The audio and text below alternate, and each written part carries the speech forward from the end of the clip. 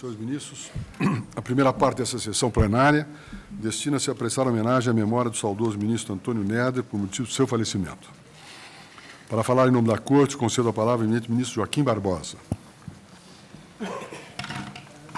Senhor presidente, ministro Nelson Jobim, senhora ministra Ellen Grace, senhores ministros, excelentíssimo senhor doutor Haroldo Ferradas da Nóbrega, representando o Procurador-Geral da República, excelentíssimos senhores ministros Xavier de Albuquerque, Moreira Alves e Aldir Passarinho, ex-ministros dessa Corte, excelentíssimo senhor ministro Álvaro Augusto Ribeiro Costa, advogado-geral da União, senhores advogados, senhoras e senhores.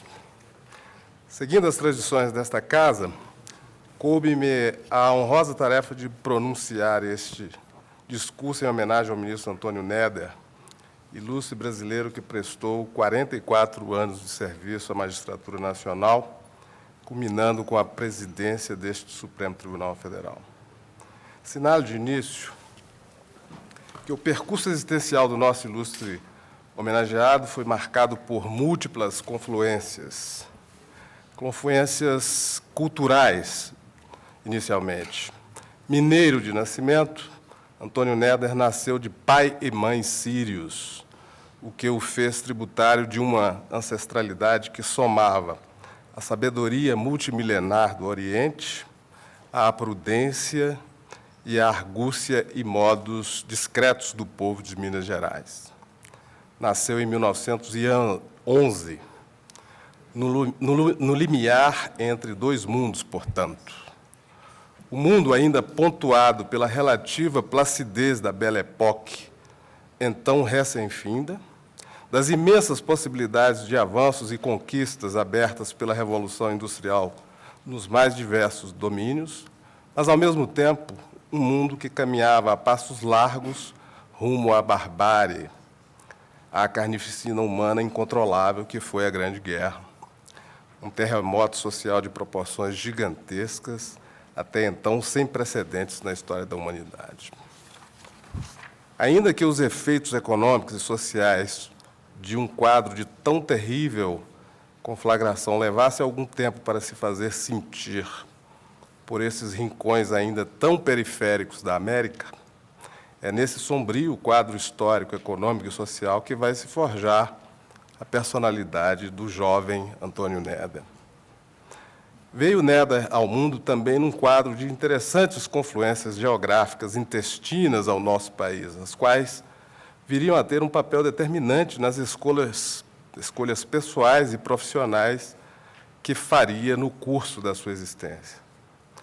Nasceu, com efeito, na Vila Astolfo, município de Além Paraíba, Minas Gerais, a 2 passos da aprazível região serrana do antigo estado do Rio de Janeiro, e a não mais do que uma simples caminhada de Leopoldina, cidade mineira também integrante daquele mesmo quadro geográfico mineiro-fluminense. A instrução primária foi feita em Além Paraíba. Já os estudos intermediários foram concluídos em Leopoldina, início de uma escalada migratória que o levará a ultrapassar as fronteiras dos 2 estados, optando definitivamente pelo Rio de Janeiro. Na cidade do Rio de Janeiro, cursará a gloriosa Faculdade Nacional de Direito da Universidade do Brasil, hoje Universidade Federal do Rio de Janeiro, seguindo, assim, o rumo traçado pelo destino e pela sua natural vocação.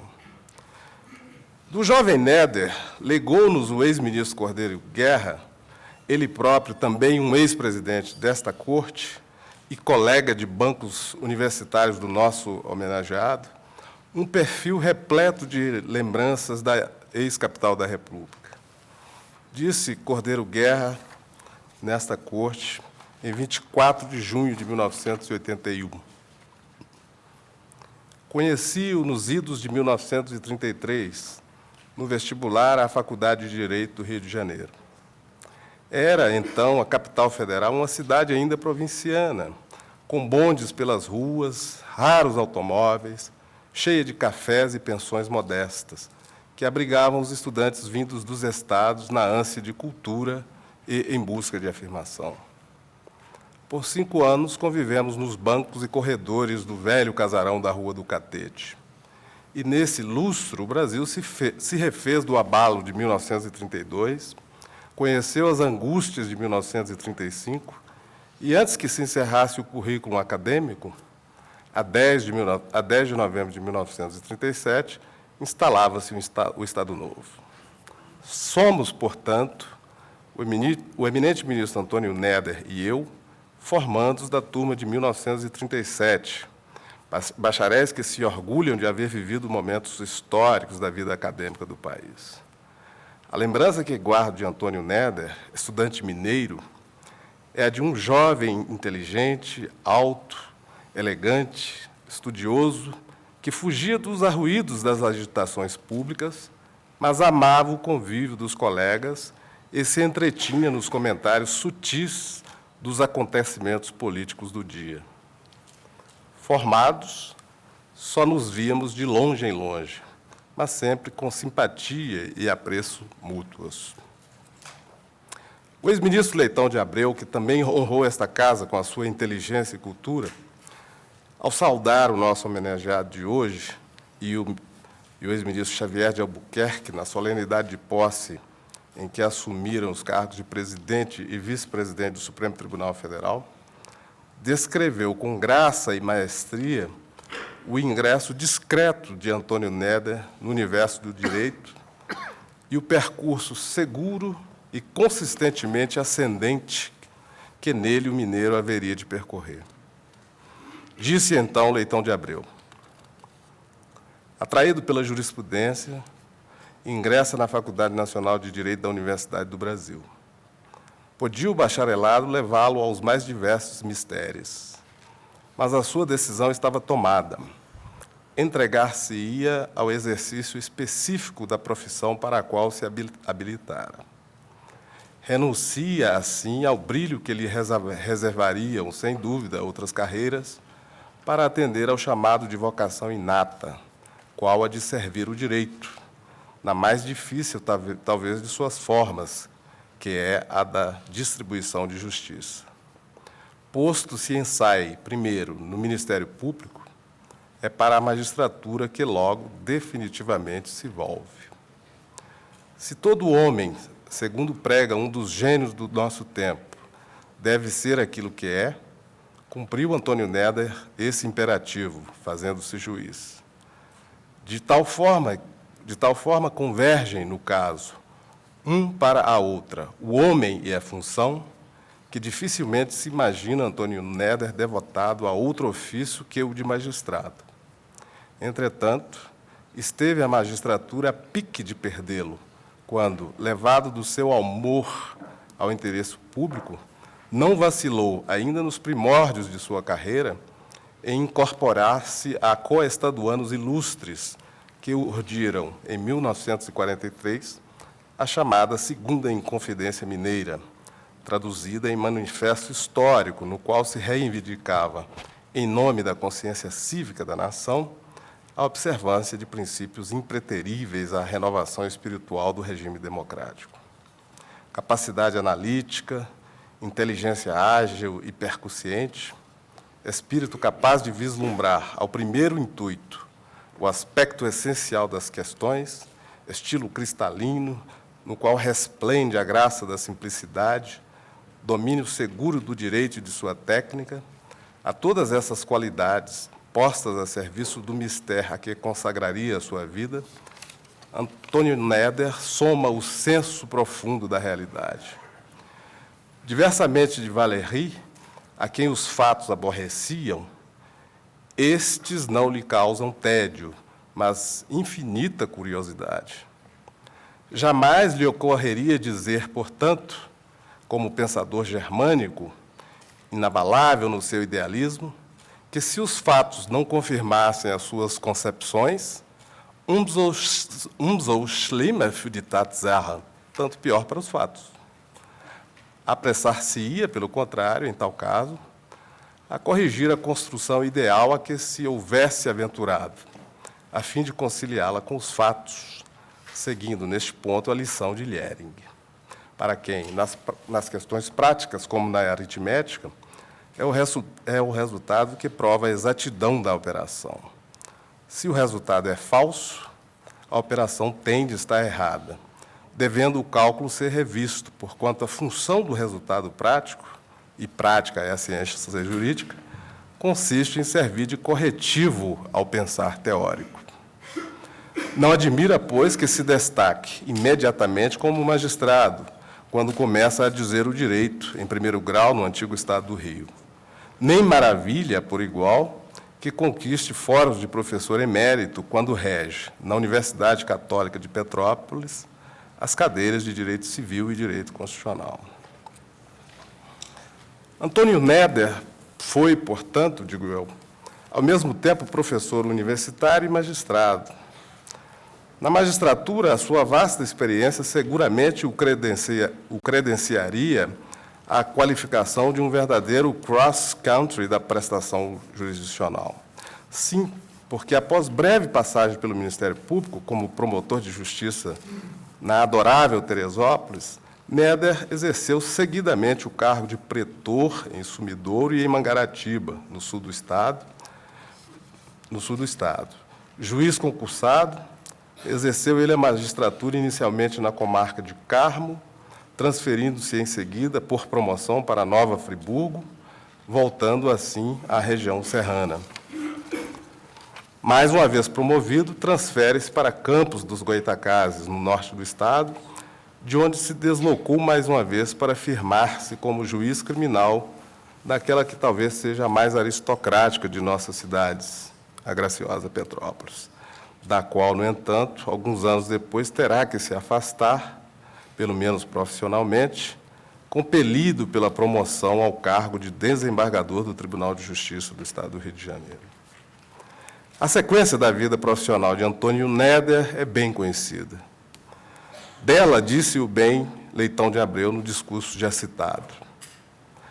No Tribunal de Justiça, como desembargador, continua a fazer praça dos seus raros predicados intelectuais que o credenciam para uma das cátedras do Tribunal Federal de Recursos, ao qual, a partir de 1964, passa a emprestar o lustro de sua experiência e do seu saber.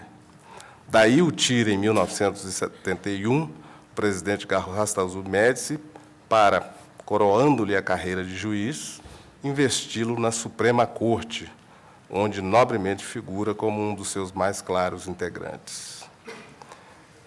É, pois, senhor presidente, para mim uma honra pronunciar essas singelas palavras em homenagem ao honrado magistrado brasileiro que foi Antônio Neder.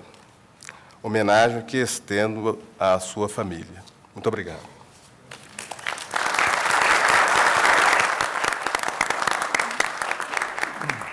Para falar em nome do Ministério Público da União, concedo a palavra ao excelentíssimo senhor subprocurador-geral da República, doutor Haroldo Ferraz da Nóbrega. Excelentíssimo senhor doutor ministro-presidente do Supremo Tribunal Federal, excelentíssimos senhores ministros, inclusive aposentados aqui presentes, excelentíssima senhora ministra, excelentíssimo advogado-geral da União, digníssimas autoridades aqui presentes, civis e militares, senhoras e senhores. Com muita honra, represento o Ministério Público Federal nesta solenidade, por delegação do titular, o eminente Procurador-Geral da República, Dr. Cláudio Lemos Fonteles, em razão tanto do seu impedimento eventual, quanto do Vice-Procurador-Geral da República, o Dr. Antônio Fernando Barros e Silva de Souza. Salutares são estas cerimônias onde se reverencia a memória dos ministros do Supremo Tribunal Federal que falecem. Afinal de contas, além de ser a joia das instituições republicanas, no dizer de Levi Carneiro, o que é o Supremo Tribunal Federal? O Supremo Tribunal Federal são, sobretudo, os seus ministros em atividade ou inativos e falecidos. Por isso, até destaco o papel da já quase cinquentenária Revista Trimestral de Jurisprudência do Supremo Tribunal Federal, que, preservando a letra dos votos do ministro da Corte, propicia penetrar-lhes o espírito, propicia a leitura dos seus votos e, mais importante que esta, a releitura, parodiando-se aqui o pensamento do escritor argentino Jorge Luiz Borges. O nosso homenageado, o ministro Antônio Néder, sempre se caracterizou por ser um cidadão de temperamento algo introspectivo, discreto, com profundo amor à cultura jurídica. Não por acaso, registram os anais do Supremo Tribunal Federal que a sua passagem pela presidência do órgão está associada ao recebimento por doação feita pela senhora Elza de Sá Guimarães, viúva do saudoso ministro Hahnemann Guimarães, da biblioteca que pertencerá a este.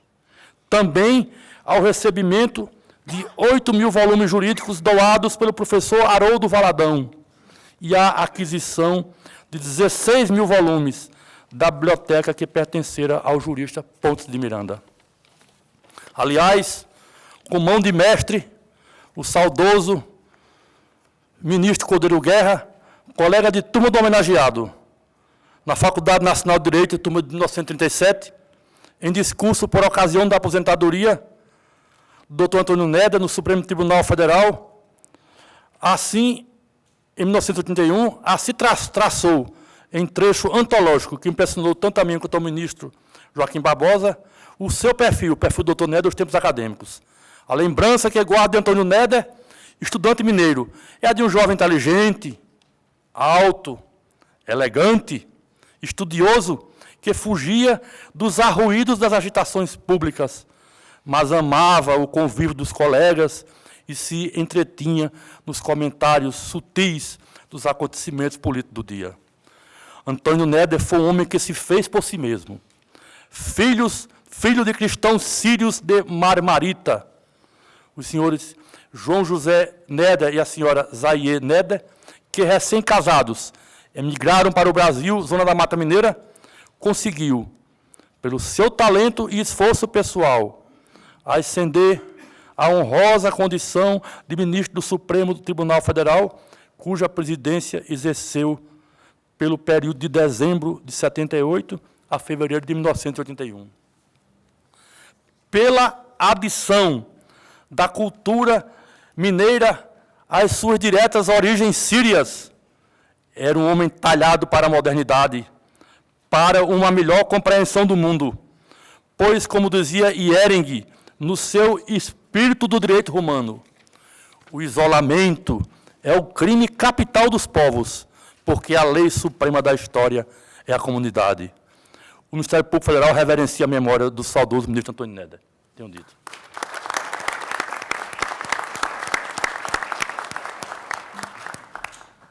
Pelo Conselho Federal da Ordem dos Advogados do Brasil, concedo a palavra ao excelentíssimo senhor doutor Pedro Gordilho.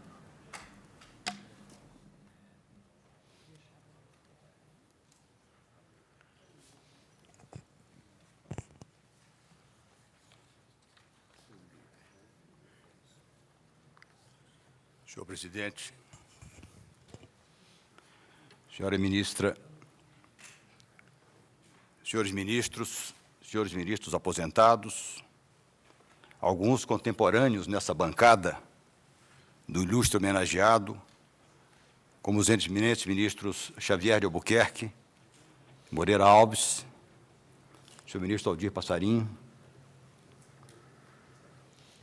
senhor subprocurador-geral da República, doutor Haroldo Ferraz da Nóbrega, doutor Álvaro Ribeiro Costa, autoridades presentes ou representadas, embaixador Paulo Tarso Flecha de Lima, senhoras, senhores, colegas advogadas, colegas advogados.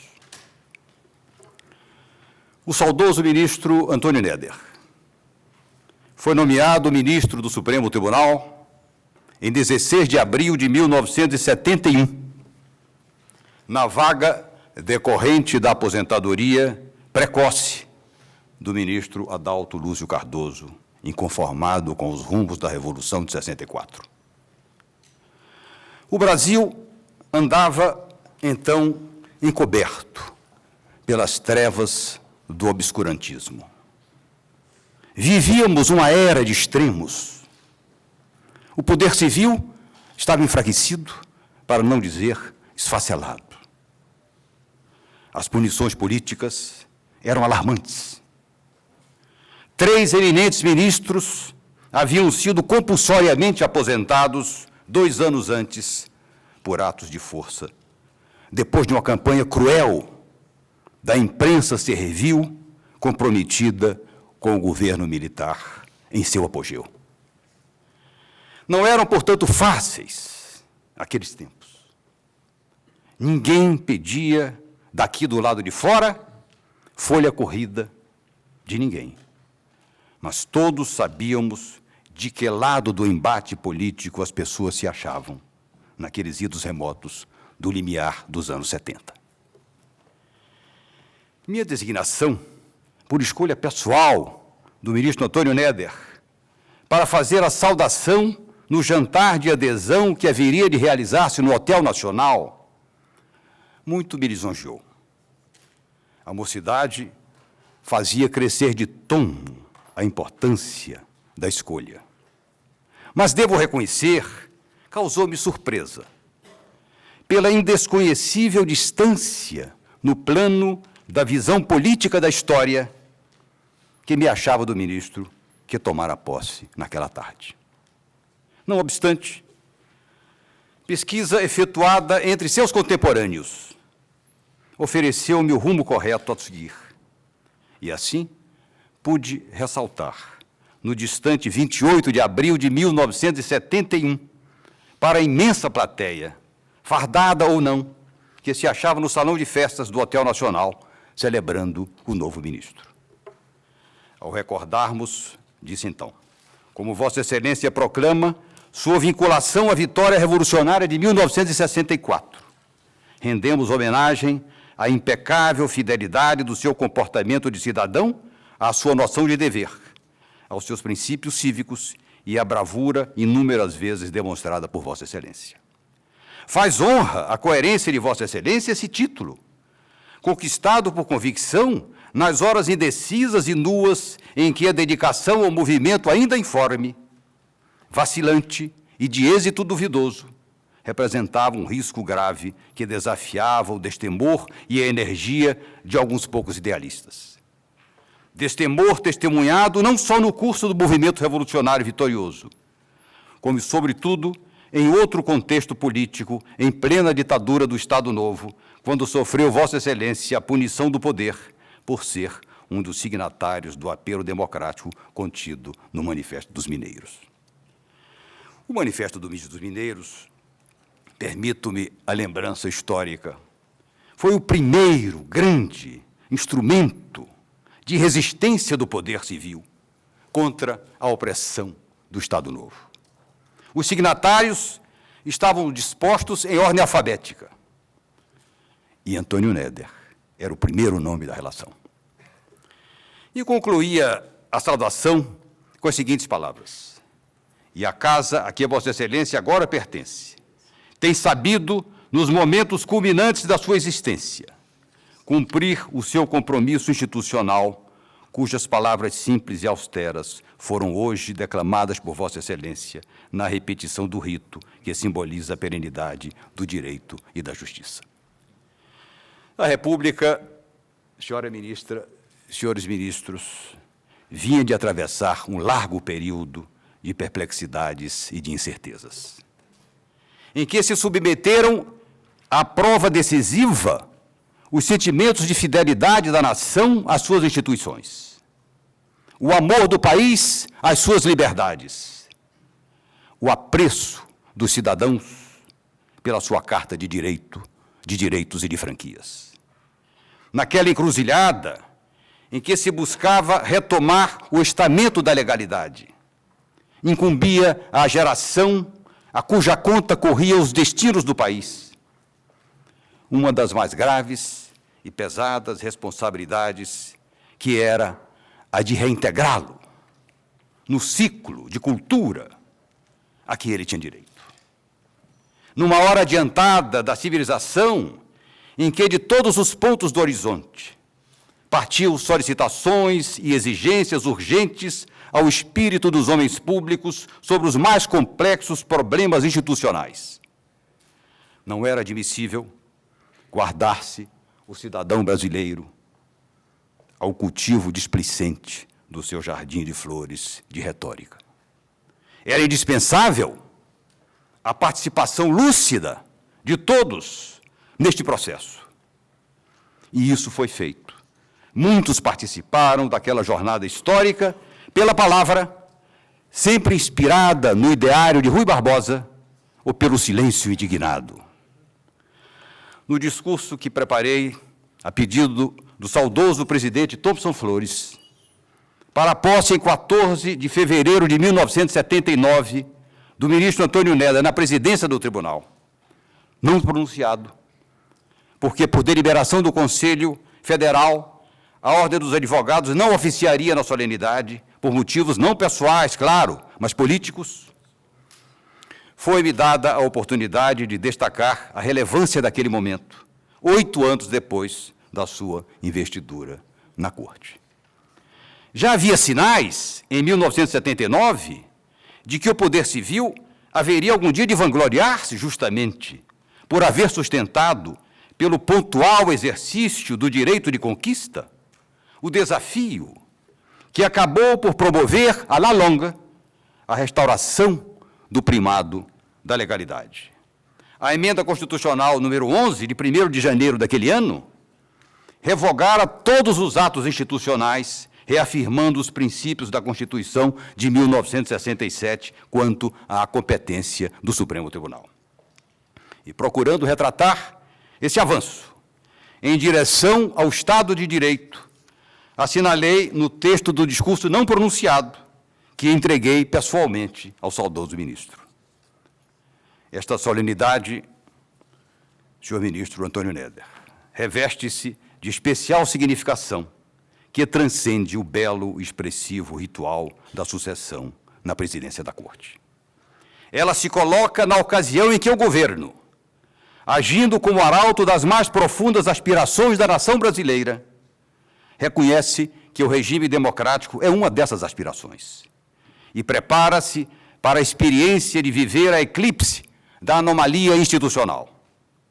Compreensivelmente, pela maior repercussão que alcançam seus pronunciamentos, tende-se a valorizar apenas o Parlamento neste processo, mas ao Supremo Tribunal Federal também cabe importante parcela de esforço em prol desse objetivo. Na medida em que ele se reafirma como poder e sustenta o primado da Constituição como instrumento permanente de coesão, expungindo do meio social, à face do caso concreto, preceitos legislatórios que lhe sejam conflitantes.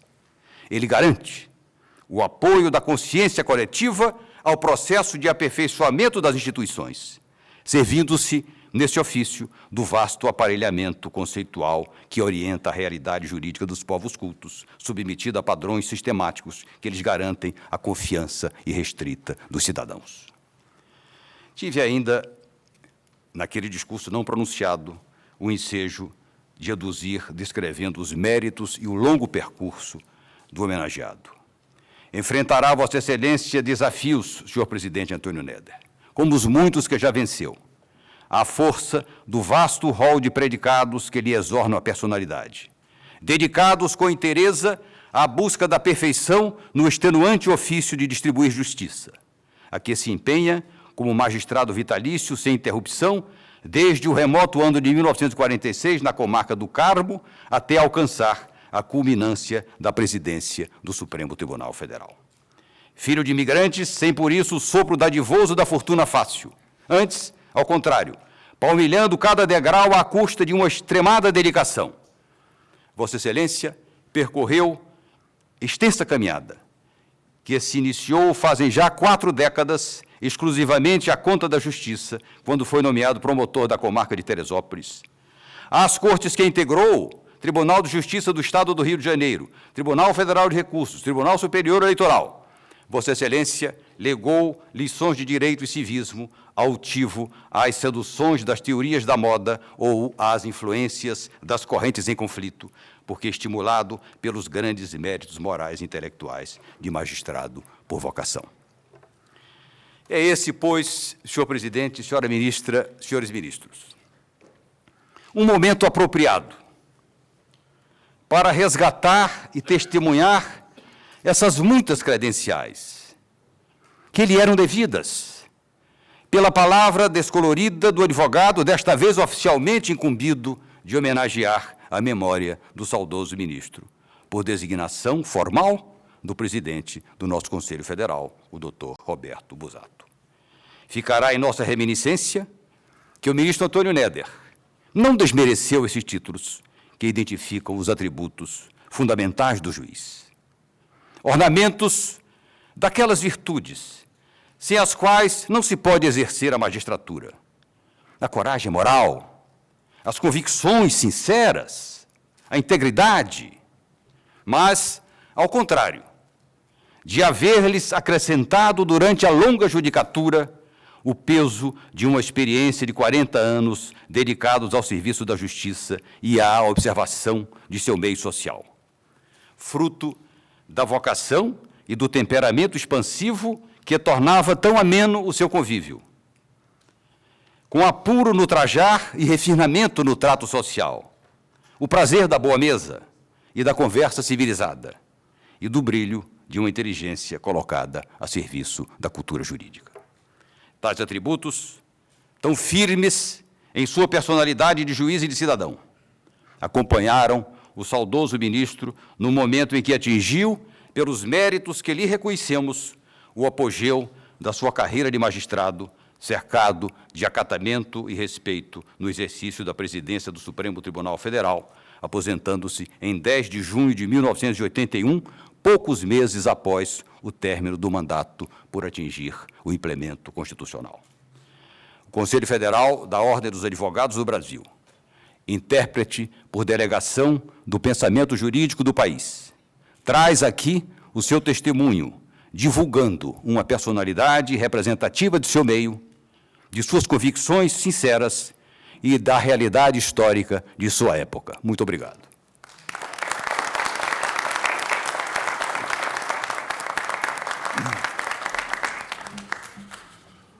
Os discursos proferidos, dignos de saudoso homenageado, ficarão registrados nos anais do Tribunal. Registro e agradeço a presença dos senhores ministros aposentados Xavier de Albuquerque, Aldir Passarinho e Moreira Alves,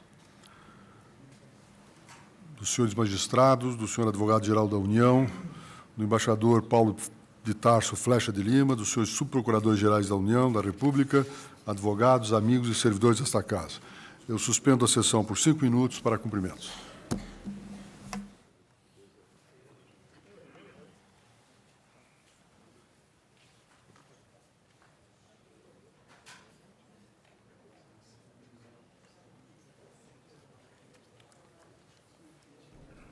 Bem, nós temos agora esse período de intervalo e, na sequência, rapidamente nós retornaremos na expectativa da sessão de julgamentos.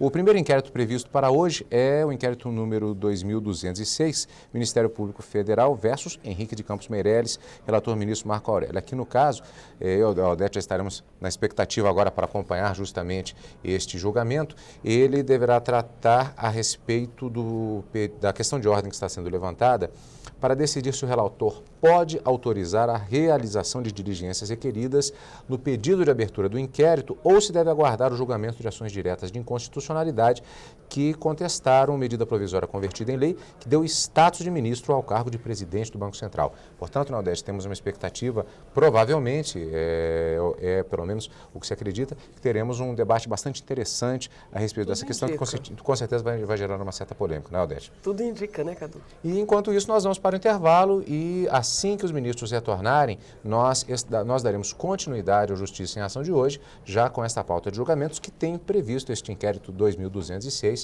na pauta de julgamentos de hoje. Portanto, continue na TV Justiça, você já sabe, a justiça cada vez mais perto de você.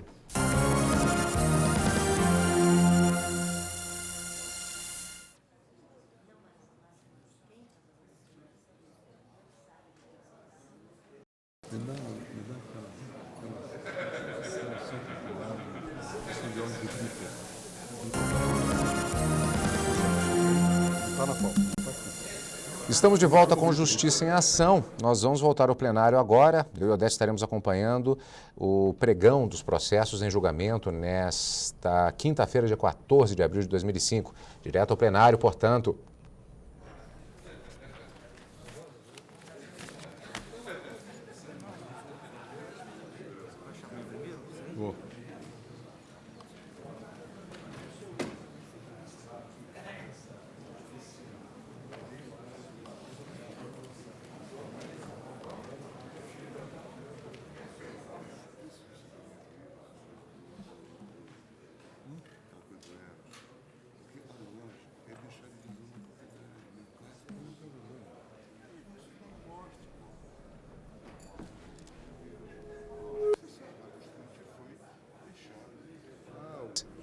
do plenário do Supremo Tribunal Federal, com a expectativa do início do julgamento. Os ministros já estão retornando para a sessão de julgamentos. Como já havíamos anunciado anteriormente, a pauta de julgamentos de hoje tem a previsão de começar com o inquérito 2206, Ministério Público Federal versus Henrique de Campos Meireles, na verdade, o presidente do Banco Central. Já havíamos falado a respeito deste processo, havendo expectativa para outros também, agravo regimental no mandado de segurança 24.917, que mandado de segurança 24.442, diversos processos que tratam de diversos temas. Podemos observar o presidente da Corte já situado, e lembrando para o telespectador que está acompanhando a partir de agora esta sessão plenária, essa movimentação que acontece nesse momento é porque nós tivemos uma solenidade, uma homenagem póstuma ao ministro Antônio Néder, que aconteceu um pouco antes e tradicionalmente a sessão é interrompida para cumprimentos a familiares e, posteriormente, após o intervalo rápido, os ministros retornam para a continuidade da sessão e o início dos julgamentos propriamente ditos, o que vai acontecer a partir de agora, já com o pregão do primeiro processo previsto para esta sessão plenária. Na sessão desta quarta-feira, um julgamento tomou grande parte devido às polêmicas que existiam relativo à criação do Conselho Nacional de Justiça, e vamos ver o que é que vai acontecer hoje em relação, se realmente houver a confirmação do pregão do inquérito 2206. Os ministros já estão posicionados. Vamos ao som do plenário. Está reaberta a sessão. Ministro Marco Aurélio, questão de ordem no inquérito 2206, autor Ministério Público Federal, indiciado Henrique de Campos Meireles. Com a palavra, Vossa Excelência. Senhor presidente, senhores ministros, o Procurador-Geral da República formalizou perante esta Corte requerimento de instauração de inquérito a envolver o presidente do Banco Central, Dr. Henrique de Campos Meireles, escudado em considerações feitas pelo Procurador da República, Dr. Lauro Pinto Cardoso Neto, no processo administrativo 8.102 de 2004, dígito 50, veio a solicitar diligências que implicam atos de constrição, a quebra do sigilo de dados. Trago o processo à mesa em questão de ordem, tendo em conta a necessidade de definir, visando a determinação ou não de serem efetuadas as diligências, a competência da Corte. Ao relatório. Presidente, o tribunal há de se posicionar se enfrentamos de imediato a questão alusiva à competência, que está versada em ação direta de inconstitucionalidade sob a relatoria do ministro Gilmar Mendes, se deixamos de enfrentar essa questão, se em passo seguinte autoriza ou não o relator, mesmo havendo dúvidas quanto à competência da Corte, a tocar em si o inquérito. E aguardo o pronunciamento do tribunal. Se devemos, estou pronto para fazê-lo, se devemos adentrar a questão referente à competência, que, repito, está submetida ao plenário em processo objetivo, na ação direta de inconstitucionalidade. Vossa Excelência, o relator da... Presidente, eu já até tenho indicado que... Está com a matéria pronta? A matéria poderia ser... Vossa Excelência opina pelo aguardar, então nós colocaremos em pauta? A minha posição é no sentido de que se aguardasse a definição... Sobre esta, enquanto decide a competência. Uhum. Ministro Elos Grau. Eu vou acompanhar A posição do ministro Gilmar Mendes. Joaquim Barbosa? Eu também. Todos de acordo? Presidente, Pois não, Vossa Excelência. adentraria de imediato o exame da matéria no próprio inquérito, aí eu peço a Vossa Excelência que consigne, que no particular fico vencido. Pois não. Então, E Quer dizer que a ADIM já está em pauta? já está em pauta. Já esteve Vamos na julgadinho comissão. logo. Essa missa nós Gente, julgamos por aqui. que não julgamos, então? Não, nós temos na mesa. Nós temos A em mesa, pauta marcarei data. dirigida. Mas está na pauta? Já está pronta, já está pronta. Está pronto. Está pronta, eu vou julgar, vou trazer a DIN. Ela já esteve no mês Data marcada. passado, não entrou na pauta. Exatamente, teve que entrou e saiu e agora volta. Então julgaremos oportunamente. Em segundo lugar, portanto, sucessivamente, já que ultrapassada a primeira matéria, né, eu proponho que se solucione a questão de ordem, autorizando-me o plenário a tocar o inquérito. Aí a posição do ministro Gilmar Mendes é no sentido de aguardar a decisão para a definição da competência e tornar definitivo a decisão da competência. Eu acompanho o ministro Marco Aurélio. Os demais, Quer dizer que é de toda a conveniência, o que o ministro Gilmar está com a ação direta pronta. Então, nós traríamos a ação direta, eu marcaria uma data imediata. Semana que vem? Para semana que vem, depende, porque eu teria que vir com a pauta, né? Presidente, Nós temos uma organização de pauta e não podemos atropelar, ministro. Mas eu Apenas- espero poder apenas- marcar na semana que vem ou na subsequência. apenas um registro para que não assuma aqui uma posição de incongruência. Geralmente, quando há uma matéria submetida ao crivo do plenário em processo objetivo, opero no gabinete o sobrestamento de processo que deva julgar. Apenas preconizei a sequência, porque não temos aqui situação a desaguar em julgamento, mas apenas... Mas em atos que tem que ser autorizado. Apenas para e não... para a autorização não do ato tem que ser parecer- competente, ou seja, a não definição da parecer competência é fundamental. Aí, né, um conflito. Ok? Sua Vossa Excelência pretenderia prosseguir ou aguardaríamos, né? Não, eu, por mim, eu pediria Tá que bom. Vossa Excelência consignasse o voto no sentido de dar sequência ao inquérito. E eu acompanho o ministro Marco Aurélio nesse particular. Peço ver ao ministro Gilmar Mendes para discordar. Ok, eu acompanho o ministro Gilmar Mendes, vamos aguardar. Eu acho que O ministro Desde Veloso, é melhor conveniente aguardar, ministro Veloso. desde que Nós vamos julgar logo isso. já está em pauta, né? Claro. O tribunal, por maioria, decidiu essa questão de ordem no sentido de que sobrestar o andamento do inquérito 2206 até o julgamento. Qual é o nome da DIN, ministro? A DIN... Deixa eu ver se eu tenho aqui Eu não tenho a aqui. pesquisa. 32,90, não é não? 3299, 3290? São duas. 89,90, são duas. Nas ADINs 3289 e 3290, vencido o ministro Marco Aurélio, que pretendia já dar seguimento aos atos, no que foi acompanhado pelo ministro Carlos Brito. Ministro Carlos Brito, questão de ordem. Na reclamação 2833, reclamante Ministério Público Federal, litisconsórcio ativo à União, e reclamados, Juiz Federal da Primeira Vara Federal da Seção Judiciária de Roraima, o Tribunal Regional Federal da Primeira Região,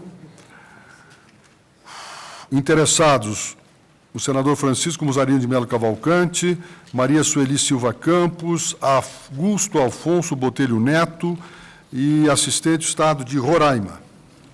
Palavra, Vossa Excelência. Senhor presidente, cuida-se de reclamação constitucional manejada pelo Ministério Público Federal, com pedido de medida liminar, na qual se argue usurpação da competência deste Supremo Tribunal Federal. Sustenta o reclamante que Silvino Lopes da Silva e outros propuseram, em face da União, a ação popular, número tanto, aduzindo que, por meio dela, a ação popular, buscam discutir a validade jurídica da Portaria 820/98 do Ministério da Justiça, que demarcou a área indígena Raposa Serra do Sol. Daí argumentar que, aspas, a discussão central que se tem na presente lide... Ministro, só um minutinho, eu pediria que a sessão fosse presidida pela ministra Ellen Grace, porque eu estou impedido nesse processo todo que diz respeito, eu me esqueci. Com licença. Foi o ministro da Justiça, né?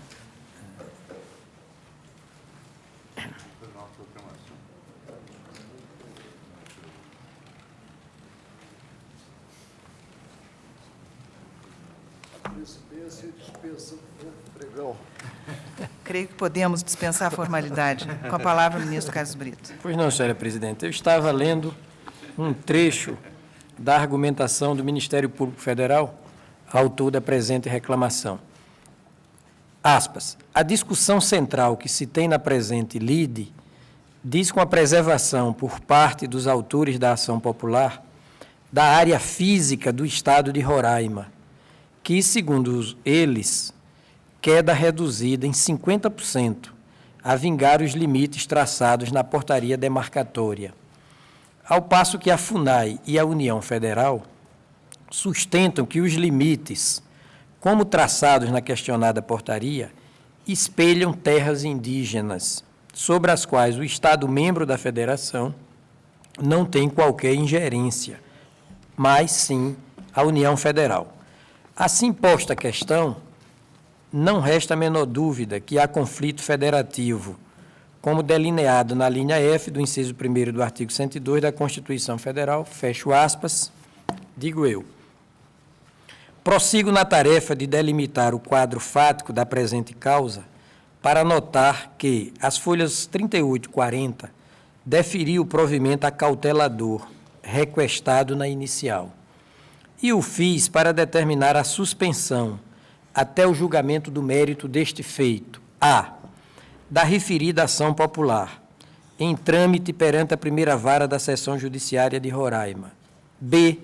do agravo de instrumento 2004-01, etc., em curso no Tribunal Regional Federal da Primeira Região, como também suspendi os efeitos das medidas liminares concedidas no bojo desses processos. Nesse diapasão, importa ainda averbar que, tendo em vista as razões incertas nos petitórios de folhas 63, 202 até 205 e 508, USCA 542, estendi os efeitos da cautelar concedida às folhas 38 e 40, de sorte a também impedir o andamento dos seguintes processos. E cito, senhora presidente, os agravos de instrumento que tramitaram pelo Tribunal Regional Federal da Primeira Região, um que tramitou agravo regimental na suspensão de liminar pelo Superior Tribunal de Justiça, algumas ações possessórias ajuizadas na Primeira Vara Federal de Roraima e outros agravos de instrumento em número de 3 no Tribunal Regional Federal da Primeira Região. Pois bem, contra o decisório que diferiu a cautela, interpôs o Estado de Roraima agravo regimental. Mas não só ele, também o fizeram Ivo Barilli, Ivalci Centenário e Jaqueline Magalhães Lima. De outra parte, os senadores Francisco Mozarildo de Melo Cavalcante e Augusto Afonso de Botelho Neto, bem como a deputada federal Maria Sueli Silva Campos, foram por mim admitidos no presente feito, na qualidade de interessados. A seu turno, os reclamados prestaram as respectivas informações. Cabe anotar, por derradeiro, que no dia de ontem, o reclamante protocolizou a petição número 39504, na qual noticia a edição pelo Ministério da Justiça da Portaria 534, de 13 de abril de 2005. Ato normativo esse que teria alterado a Portaria 820/98.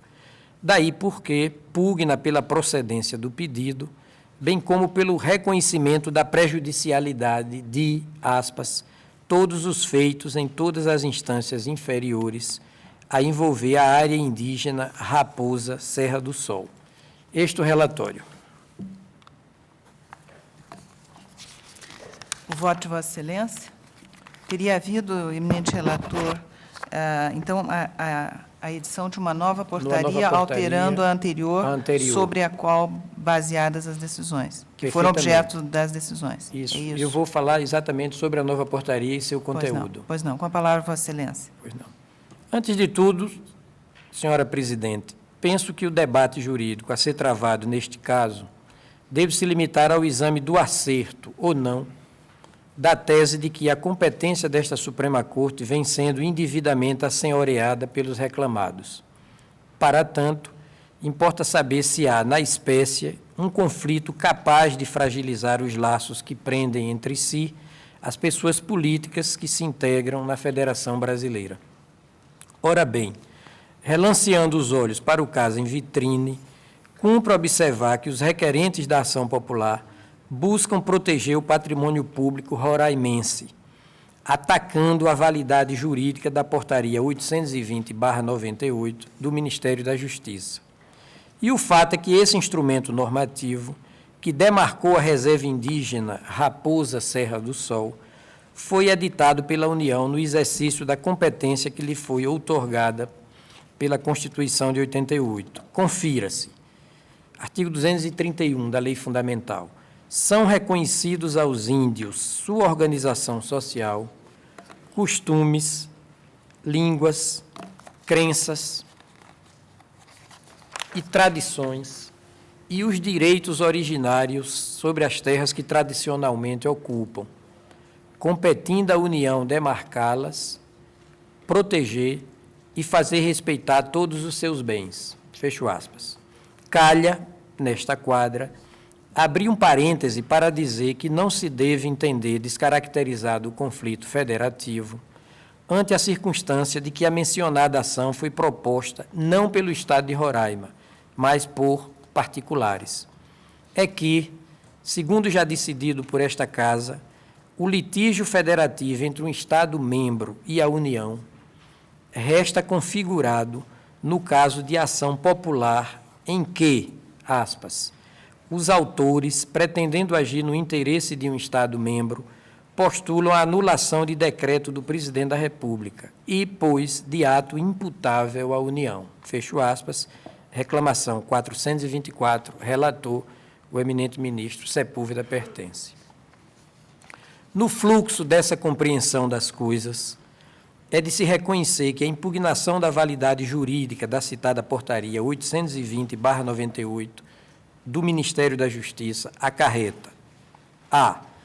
Uma peculiar situação de desconsideração da competência constitucional que detém a União para efetuar os procedimentos de demarcação de áreas indígenas, Constituição Federal, artigo 231, e b.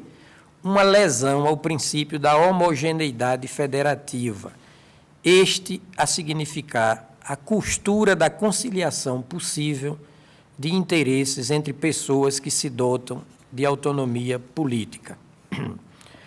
Aqui eu abro um novo parêntese para falar da doutrina do professor Raul Machado Horta, pranteado mestre, falecido recentemente, segundo a qual a diversidade organizatória recebe o contraste do princípio da homogeneidade, ele está falando da federação. A diversidade organizatória recebe o contraste do princípio da homogeneidade, que dissolve as antinomias dentro da federação. Para preservar a diversidade dentro da homogeneidade, a autonomia do Estado-membro passa a receber normas centrais crescentes no texto da Constituição Federal. As normas dos direitos e garantias fundamentais, as normas de repartição de competências, as normas dos direitos políticos, as normas de pré-ordenação dos poderes do Estado-membro, entre outras, constituem os centros de irradiação das normas centrais da Constituição, que no federalismo brasileiro de 1988, se projetaram na modelagem e conformação da autonomia do Estado-membro, com incidência na atividade constituinte, na atividade legislativa, na atividade administrativa e na atividade jurisdicional do Estado Federal. Isso está no livro Normas Centrais da Constituição Federal, no estudo, Revista do Tribunal de Contas do Estado de Minas Gerais, edição número 1, 1997, ano 15. Bem vistas as coisas, creio não haver dúvida de que o objeto da citada ação popular, assim como dos feitos processuais dela originados, põe em posições temerariamente antagônicas pessoas de estatura federativa. A esse respeito, cumpre trazer à colação o preciso magistério do professor Técio Sampaio Ferraz Júnior, elaborado com o fito de identificar os traços caracterizadores do litígio entre os entes que compõem a Federação Pátria. Veja-se, aspas, são, pois, condições para um litígio desta natureza. Primeiro, a ocorrência de um conflito de interesses entre unidades autônomas em decorrência de atos que estão na competência da unidade. Número 2, uma reação de desconfirmação daqueles atos por parte de uma delas, o que importa um problema de descrédito, embora não de negação, de sua autonomia. E número 3, quebra do princípio da homogeneidade. Eu colhi essas lições no estudo Litígio Constitucional entre Estados-membros e a Competência do Supremo, Revista de Direito Administrativo, Rio de Janeiro, 194, 6/11, conforme disse do professor Técio Sampaio Ferraz Júnior. Prossigo. Este o claro sentido da jurisprudência deste Supremo Tribunal Federal, segundo o qual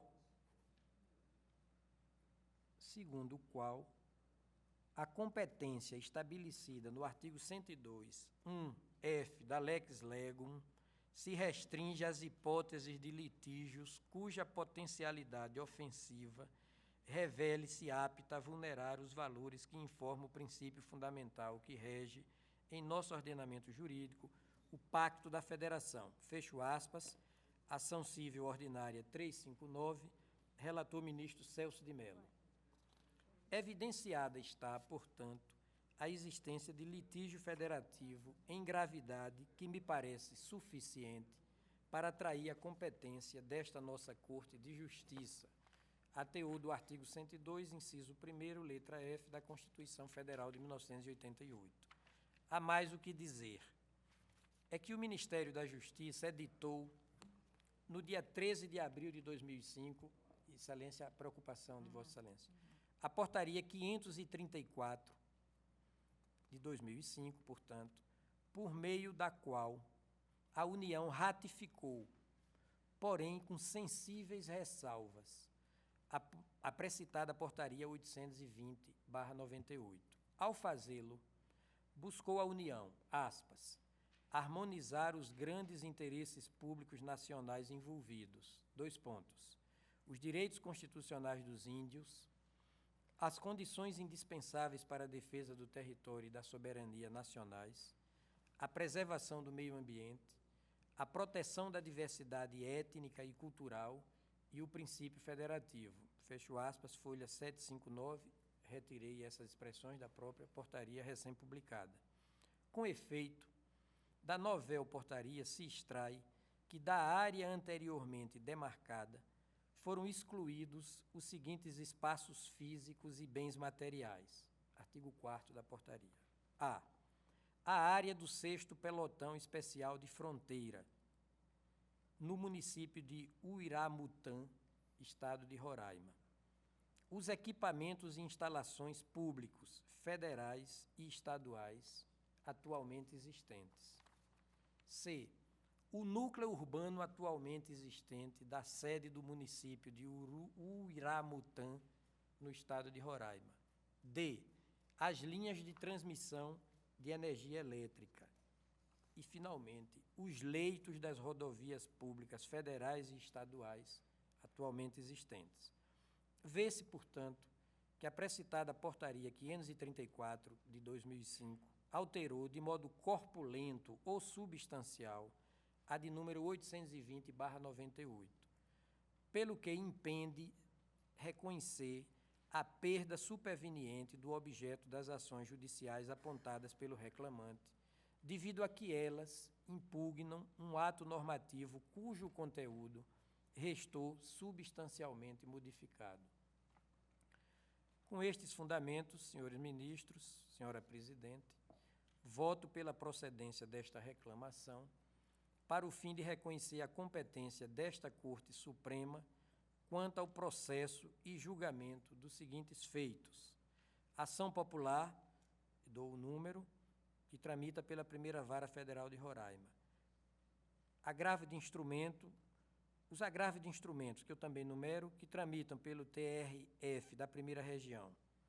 O agravo regimental na suspensão de liminar 94, que se encontra no Superior Tribunal de Justiça.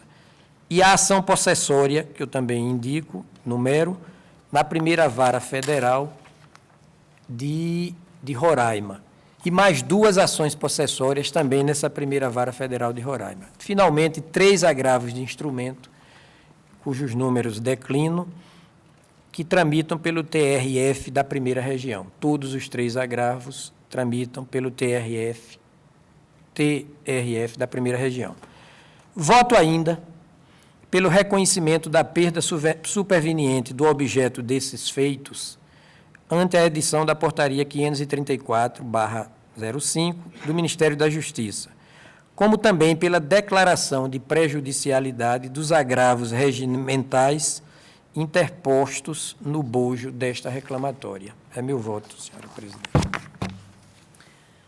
Acolho o voto do ministro Eros Grau. De pleno acordo. As ações, especialmente a popular, perdeu o objeto. Ministro Joaquim Barbosa. Ministro César Peluso. Ministro Omar Mendes. Ministro Marco Aurélio. Presidenta, peço vênia ao nobre ministro relator.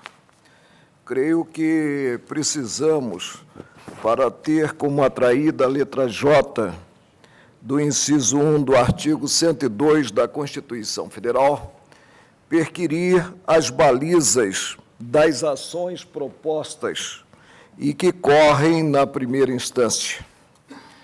Não creio que tenhamos, na relação processual, quer da ação popular, quer das 3 ações possessórias, o Estado e a União.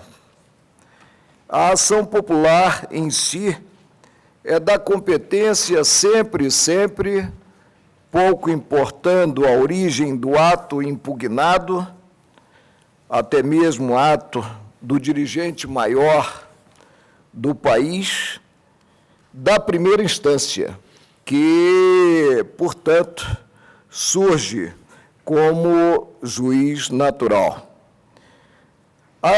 As possessórias, são 3 possessórias ajuizadas, também estão no âmbito de atuação do juízo.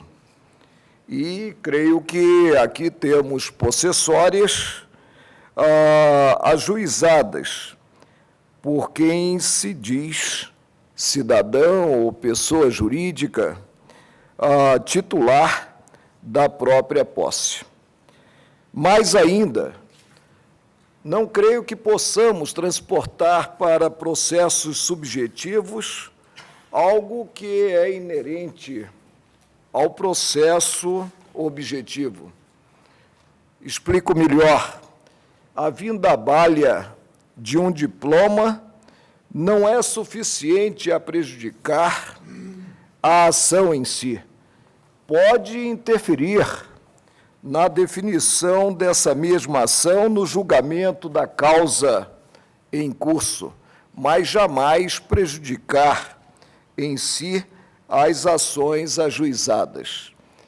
E, a meu ver, considerada a segurança jurídica, considerada a organicidade, a dinâmica do próprio direito, especialmente do direito instrumental, nós devemos, tanto quanto possível, adotar posturas sem queima de etapas no julgamento da reclamação. Não vejo com bons olhos, a um só tempo, julgar-se procedente o pedido formulado na reclamação e, ao invés de trazer para cá os processos em curso nos juízos que não seriam competentes, extinguir essas mesmas ações, esses mesmos processos, sem o julgamento de mérito. Não sei a leitura que poderá ser feita de uma conclusão nesse sentido. Por isso, eu peço vênia ao ministro relator para julgar improcedente o pedido formulado na reclamação. Ministro Carlos Veloso. Ministro, Vossa Excelência está entendendo que a competência do Supremo Tribunal Federal em razão do conflito federativo. O conflito federativo. Sim. Que conflito federativo há? Olha, a União, no exercício de uma competência constitucional expressa, demarcou uma área Sim.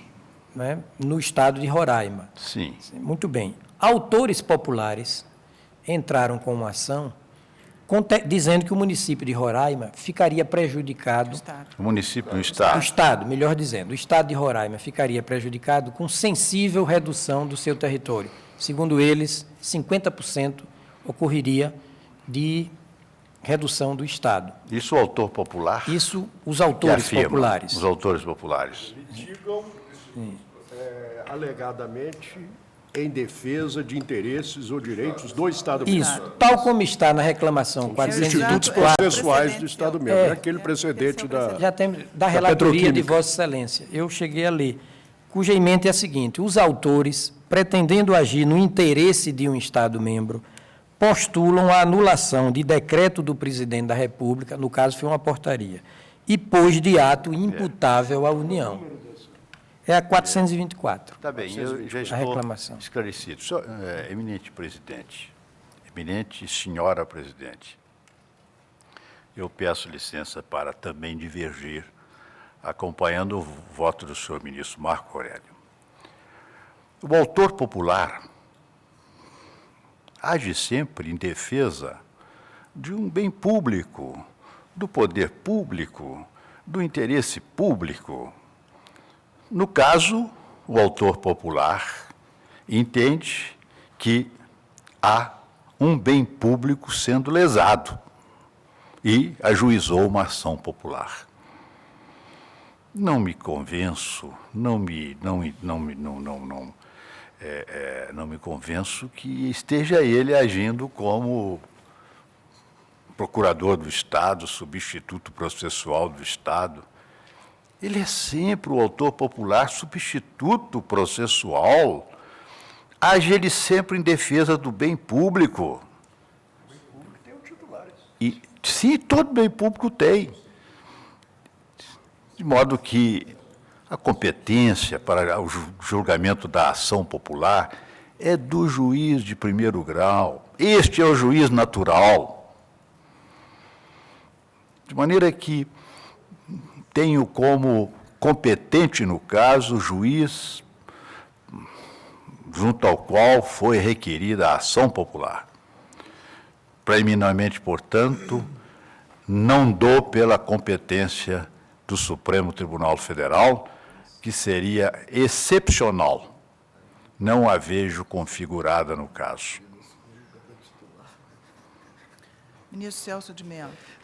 Senhora presidente, eu também peço vênia ao eminente ministro relator para acompanhar os votos dos eminentes ministros Marco Aurélio e Carlos Veloso.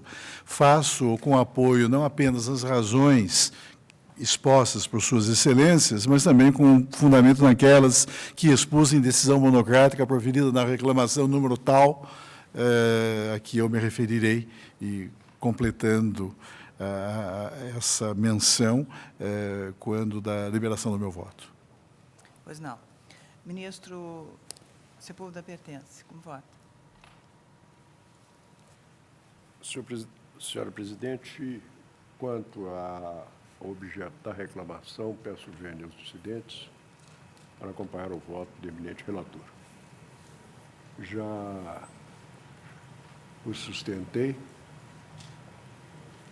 na reclamação 424, citada por Sua Excelência, e também na ação civil originária 473, RTJ 168/17. Ali não se tratava de ação popular, mas de ação civil pública, mas na qual o Ministério Público propunha contra o Estado, pretendendo agir na defesa do patrimônio da União. Entendemos aí existente um conflito substancial entre a União e o Estado.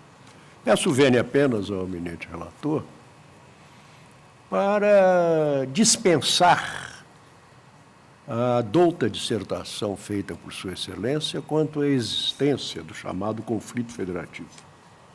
Esta construção redutora que o Supremo Tribunal fez, a meu ver, só se aplica quando é parte, entidade da administração indireta do Estado ou da União. Situando-se o conflito entre a União e o Estado, a competência é sempre do Supremo Tribunal independentemente do objeto ou da natureza da causa. Assim se decidiu, entre outros casos, tem o processo em mesa ou em pauta, em que analiso a jurisprudência, mas, por exemplo, na ação civil originária 447, relator, o eminente ministro Otávio Galotti. E, por outro lado, entendo que, se no julgamento da reclamação, de logo, se verifica haver causa extintiva do processo, a economia processual aconselha, sim, que de imediato se dê solução à causa. Ainda muito recentemente, julgamos questão similar. Tratava-se de uma ação popular, se não estou enganado, que entendemos ter um objeto próprio e exclusivo de uma ação de inconstitucionalidade por omissão. Ocorre que o autor popular não era dos legitimados para propor a ADIM por omissão. E, por isso, no próprio julgamento da reclamação, entendemos não de avocar inutilmente um processo para aqui declarar a parte ilegítima, mas sim por de logo extingui-lo. A mutatis mutandis e a mesma equação do caso, acompanha o eminente relator apenas com essa observação lateral. Senhores ministros... Não é nem lateral, é central. Não, só quanto ao problema da... Vossa Excelência tem razão. Da restrição à competência. Não caberia aqui. Porque essa surgiu como uma reação defensiva da jurisprudência. Da jurisprudência. Quando, a partir da Carta de 69, Vossa Excelência não vai discutir Carta ou Constituição, isso para mim é telegrama. Lei das leis. Hein? Lei das leis. 69 para mim é bilhete. Mas é que introduziu esta alusão às entidades da administração indireta. E, a partir daí, é que o Supremo Tribunal passou a entender que, quanto a esse aditamento, ele só se explicava, só se justificava quando houvesse conflito federativo. Agora, desde a Constituição, desde a primeira Constituição republicana, com causas ou conflitos entre dos Estados membros entre si, ou de Estado-membro contra a União, é necessária e sempre da competência do Supremo Tribunal, infelizmente. Senhores ministros, eu também, com vênia dos votos divergentes, acompanho o relator e proclamo o resultado. Peço ao eminente relator que... Sim. Julgando improcedente o pedido formulado na reclamação.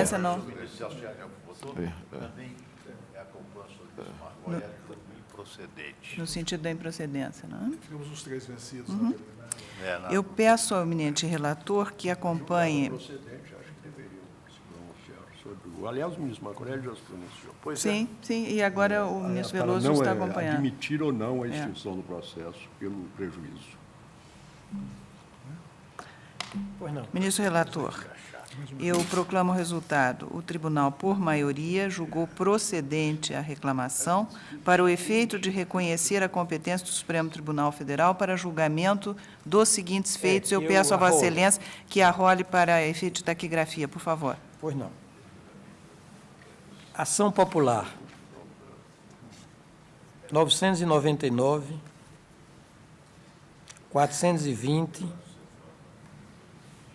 00000, portanto, 5 zeros, 14-7. São muitas, viu? Você lembra? Sim, a taquigrafia vai apanhá-las todas. Agravos de instrumento. 2004, 01, 00, 101, 11, -0. 2004 01 00 111 16 -9. Isso vai ter feito mesmo. Agravo regimental na suspensão de liminar número 94. Ações possessórias. 2004 42 00 001 122 -1. Mesma coisa, 2004 42 00 001 123 -5. Por igual, 2004 42 00 001374 -6. 6. Outra vez, 2004 42 00 0017 60 meia dúzia. E 3 agravos de instrumento. 2004 01 00 para todos os 3. Agora, no que eles se diferenciam. O primeiro, 46 273 -8. 01 123 -5. 47 500 -4. Pronto, Excelência. Subsequentemente, o Tribunal também, por maioria, reconheceu a perda de objeto dos feitos acima relacionados. Isso. Votaram na divergência pela improcedência. Agora eu acrescentei a declaração de prejudicialidade, não é, dos agravos regimentais que foram interpostos no bojo da reclamatória. Sim, é exatamente essa a proclamação. Votaram vencidos pela improcedência da reclamação os ministros Marco Aurélio, preliminarmente vencidos quanto à questão de competência e, subsequentemente, relativamente à improcedência da reclamação. Sim. Vossa Excelência, não. Eu creio que a incompetência da Corte, ela é o móvel para chegar-se à improcedência, porque nós somos competentes para julgar a reclamação. Então, não haveria, nós não teríamos ficado vencidos quanto à competência. Nós ficamos vencidos na matéria de fundo propriamente dita da reclamação, que é o pedido formulado para declarar-se a competência do Supremo. Julgando, portanto, improcedente a reclamação, não é isso? Julgando improcedente, Foi essa a primeira proclamação que eu realizei. Pela improcedência da reclamação. E a segunda qual seria vencidos. em relação aos nossos votos? Não, Depois dessa minha manifestação, é que eu não recordo mais qual dos colegas que fez uma ponderação com relação à competência.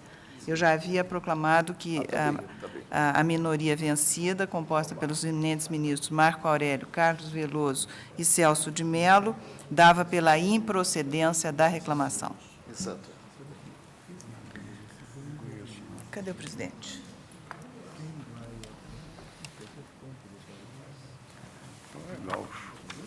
Então é gaúcho.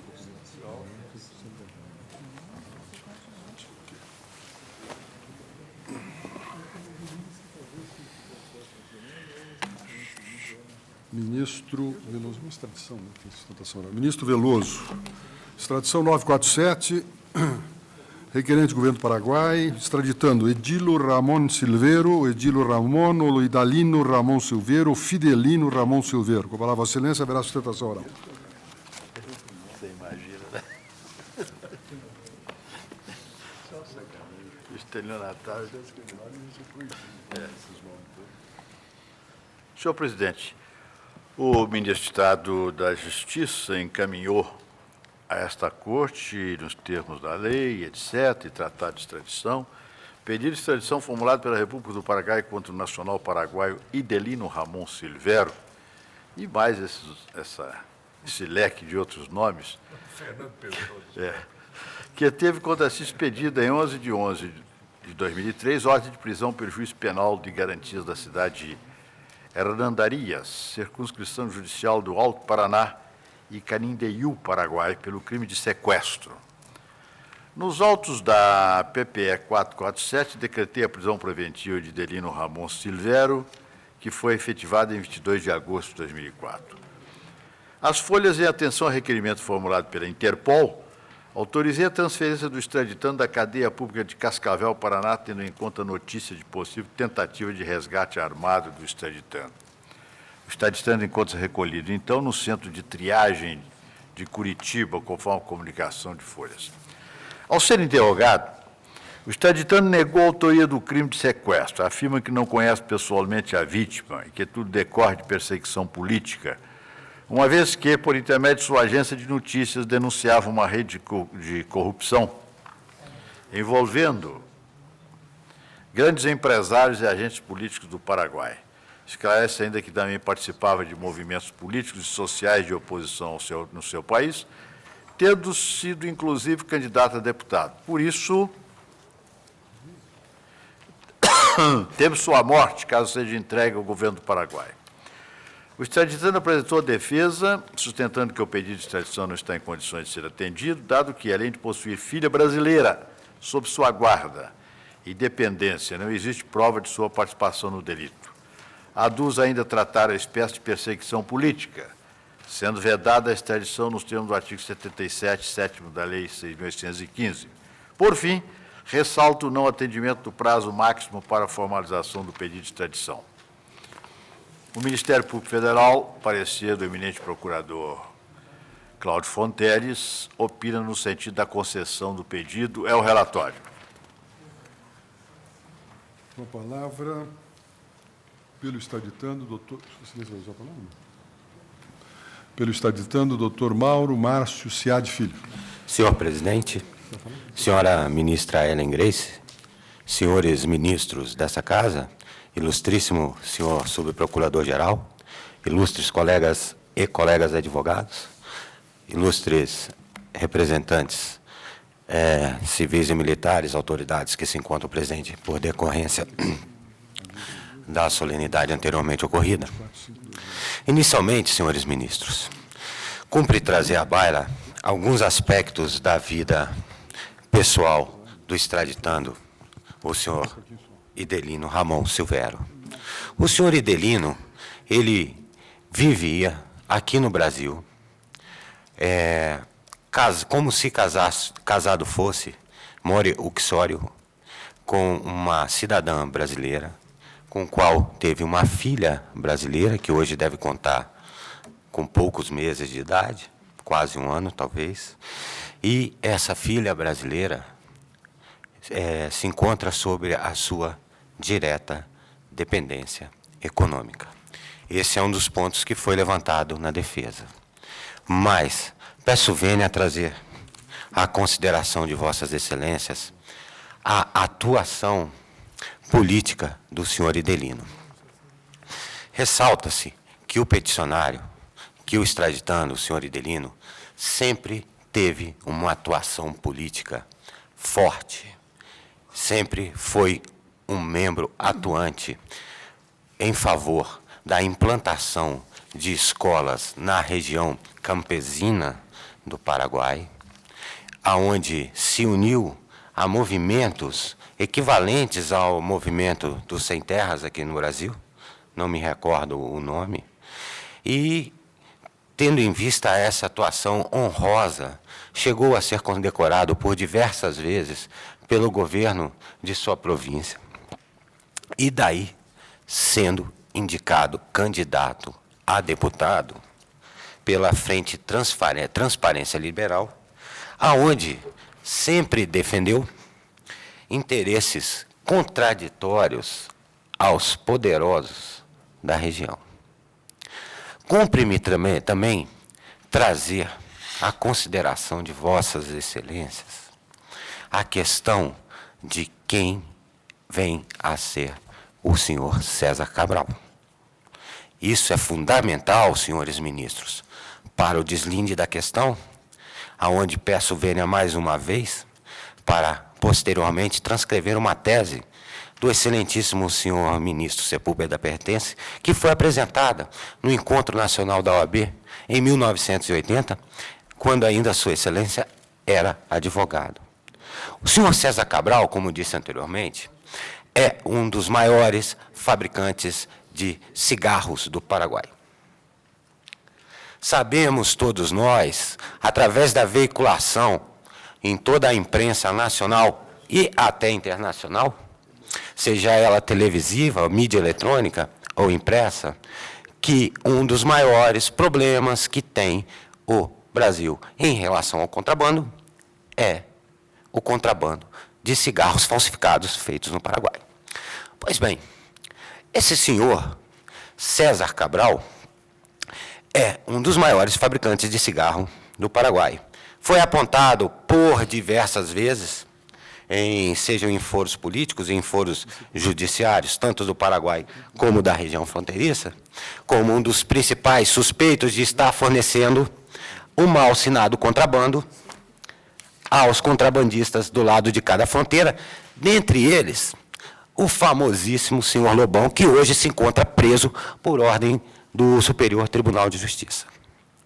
A questão que estou trazendo à baila deságua num ponto ainda mais perigoso.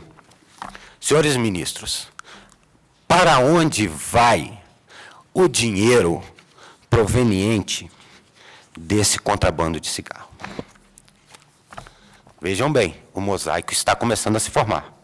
Existe um cidadão campesino que sempre incentivou a luta dos camponeses pela terra, sempre colaborou com o governo de sua província, vindo a ser condecorado oficialmente, e trago aos autos provas dessas condecorações, na implantação de escola nas áreas rurais. Sabemos todos aqui que o principal instrumento, desde Prisca Zera, de opressão ao povo, é sonegar-lhe a educação e a cultura. Idelino Ramon tem uma ordem de prisão expedida pela Justiça do Paraguai, uma ordem de prisão preventiva. Tênue, muito tênue. Trago aqui e peço vênia o pronunciamento do senhor ministro Sepúlveda Pertence, àquela ocasião, na Conferência Nacional da OAB, em 1980, quando sustentou, abro aspas, uma das formas mais odiosas de perseguição política é a que se esconde particularmente nos períodos pós-revolucionários sob a aparência legal dos processos forjados a propósito de delitos comuns, gerando na esfera internacional a preocupação com a chamada extradição política disfarçada, e peço vênia e desculpas pelo meu francês, extradition politique déguisée. Põe-se assim, prossegue o ilustre ministro, à época advogado, honrando a nossa classe, põe-se assim o problema da extradição política disfarçada, quando as circunstâncias demonstrem que a persecução formalmente desencadeada por imputação de delitos comuns dissimula o propósito de perseguir inimigos políticos, ou, pelo menos, evidenciem que a posição política do extraditando, na conjuntura real do Estado requerente, influirá desfavoravelmente no seu julgamento. Recapitulando o nosso mosaico, Idelino Ramon, cidadão paraguaio, casado com uma brasileira, com quem tem uma filha que depende economicamente, defensor de posições antagônicas aos poderosos, vem sendo acusado e teve contra si decretado uma prisão preventiva sem qualquer tipo de reconhecimento, prova formal, qualquer que seja prova substancial, a não ser um suposto indício de participação no sequestro de um dos maiores fabricantes de cigarro do outro lado da fronteira, que vem a ser apontado em diversos foros, aqui no nosso país, como internacionalmente, como um dos suspeitos de ser o fabricante e que alimenta os maiores contrabandistas de cigarro. Cigarro falsificado que vem para o Brasil e que é combatido às nossas expensas pela Polícia Federal. Repetindo o questionamento, aonde vai parar o dinheiro desse contrabando? Peço vênia para ainda desenvolver mais esse raciocínio. Recentemente tivemos preso no Paraguai o senhor Ivan Mesquita, salvo engano. Não me recordo muito bem o sobrenome, realmente me falha a memória, e nos meus alfarrábios aqui não o rabisquei. Esse senhor Ivan, de tal, foi preso pela polícia paraguaia, sendo acusado, e aqui no Brasil comprovado, como o braço direito do senhor Fernandinho Beiramar. Esse senhor teve a sua extradição pedida pelo governo brasileiro, por suspeitas fundadas aqui no Brasil, com indícios fortes de estar participando do narcotráfico, e também de ser o elo entre o tráfico de cocaína, quer dizer, um dos principais ramos do tráfico de cocaína do Brasil, com as odiosas Farc, que, no meu entender, peço vênia às pessoas que discordam desse ponto, e eu sei que tem muitas aqui no nosso governo, inclusive, no meu entender, uma guerrilha. Então, prosseguindo, Idelino, preso preventivamente, sem qualquer prova. Por quê? Porque no seu jornal chamado Página 7, um jornal semanal publicado na região de fronteira, no lado de Cidade del Este, sempre denunciou injustiças e crimes. As injustiças já coloquei aos senhores, toda essa questão de posse da terra, de manutenção de sua posse por pessoas de pouca renda e de ausência total de presença de educação efetiva na área campesina paraguaia. Denunciou também, naquela área de fronteira, todo um esquema de prostituição, corrupção e tráfico de drogas. Senhores, parafraseando o nobre ministro Sepúlveda Pertence, creio que nós temos aí uma situação que vai sendo mascarada, a exemplo, aquela do senhor Lino Oviedo, que é onde o governo paraguai montou uma situação que foi prontamente rechaçada por esse tribunal, aonde se tentava acusar o senhor Lino Oviedo por um crime comum, e ficou bem claro aqui que esse crime não havia sido perpetrado pelo senhor Lino Oviedo, tanto que hoje, até hoje está aqui no Brasil. Ainda tenho mais. Um caso concreto, examinado por esse Supremo Tribunal Federal, e que o ministro Francisco Rezec foi relator, peço vênia aos senhores para transcrever parte do voto. Diz o ministro Rezec, abro aspas, não posso perder de vista que, nesse caso, é duvidoso que a extradição vise tão somente ao exercício da justiça penal no seu aspecto ordinário. A boa-fé do governo requerente não obscurece o fato, mais ou menos notório, de que o processo penal contra antigos líderes montoneiros, de oposição, no caso da Argentina, pretende neutralizar certo incômodo político que se produz em setores outros do próprio quadro político argentino, e que estimam tendencioso o intento persecutório do regime hoje ali estabelecido.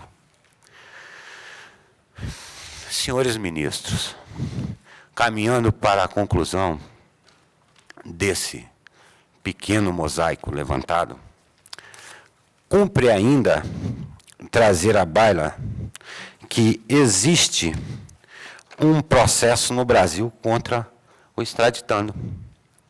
O processo no Brasil, que eu gostaria de dizer aos senhores, por falsificação de documento público, Qual documento? Uma carteira de identidade. Por quê? Ele foi preso justamente por causa desse documento falsificado. Agora, ora, o Mauro Sead está aqui no Supremo defendendo um marginal que falsificou uma carteira de identidade. Eu trago a seguinte história. O senhor Idelino estava vivendo na região de fronteira com medo de ser assassinado por todas essas posições políticas que eu coloquei para os senhores. E assim, tentando resguardar-se, assumiu uma nova identidade, mas prosseguiu na sua luta no Paraguai, sendo que, quando foi preso, estava lá à disposição da justiça. Teve a ciência da justiça paraguaia em 7 de julho do ano passado, de 2004, e sendo que o governo paraguaio ingressou com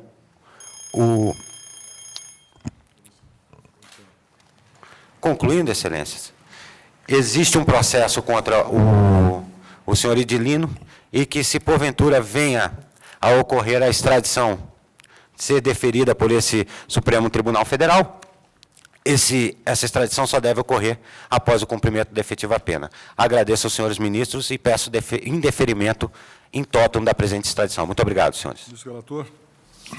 Senhor presidente, como vimos, trata-se de pedido de extradição instrutória, requerido pelo governo do Paraguai, do nacional paraguaio Idelino Ramon Silvério, contra quem foi expedido mandado de prisão em 11 de agosto de 2003, pelo juiz penal de garantias da cidade de Hernandária, circunscrição judicial do Alto Paraná e Canindeyú, Paraguai, sob acusação da prática do crime de sequestro. Código Penal do Paraguai, artigo 126. Oficiando no feito, pronunciou-se o Ministério Público Federal pelo seu chefe, o eminente Procurador-Geral da República, professor Cláudio Fonteles, pelo deferimento do pedido. Transcrevo para documentar, senhores ministros, e digo, tenho como correto parecer. A extradição é de ser deferida. A uma, porque não tem relevância o fato de o extraditando ser casado com brasileira ou ter filho brasileiro. É o que estabelece a súmula 421 do Supremo Tribunal Federal. A duas, porque a alegação de inexistência de prova da participação do extraditando nos fatos delituosos diz respeito ao mérito da questão, certo que vigora na ordem jurídica brasileira, em tema de extradição, o sistema de contenciosidade limitada, artigo 85, parágrafo 1º da Lei 6.815. Na extradição 936 de Itália, assim decidiu o Supremo Tribunal Federal. Transcrevo também a ementa para documentar. A três, porque a alegação de que seria político o delito perde-se no vazio, sem nenhum amparo trazido, sem nenhum amparo na prova trazida aos autos. Certo que o pedido está instruído com mandado de prisão e os demais documentos exigidos pelo artigo 80 da Lei 6.815, pelo artigo 18, parágrafo 2º, 4º e 5º do Tratado de Extradição. Registro também que os fatos imputados ao extraditando constituem crime na legislação penal paraguaia e no Brasil. Código Penal do Paraguai, artigo 126. Código Penal brasileiro, artigo 159.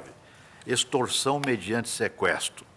Está atendida desta forma a exigência da dupla tipicidade penal. A 4, porque não há falar no caso em prescrição, quer pela lei paraguaia, quer pela lei brasileira. No Brasil, artigo 109.1 do Código Penal, a prescrição ocorreria em 20 anos, contados do dia em que se consumou o delito. Na lei paraguaia, Código Penal do Paraguai, artigo 102, parágrafo 1º, a prescrição ocorreria em 8 anos. O delito, no caso, teria se consumado em 13 de julho de 2003.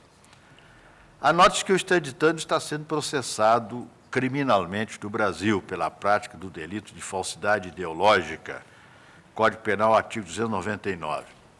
A efetivação da extradição fica condicionada, portanto, à discricionariedade do governo do Brasil, nos termos do artigo 89, combinado com os artigos 90 e 67 da Lei 6.815, de 1980. Reporto no ponto ao decidido da extradição 936 de Itália, de minha relatoria, cujo acórdão está mencionado linhas atrás.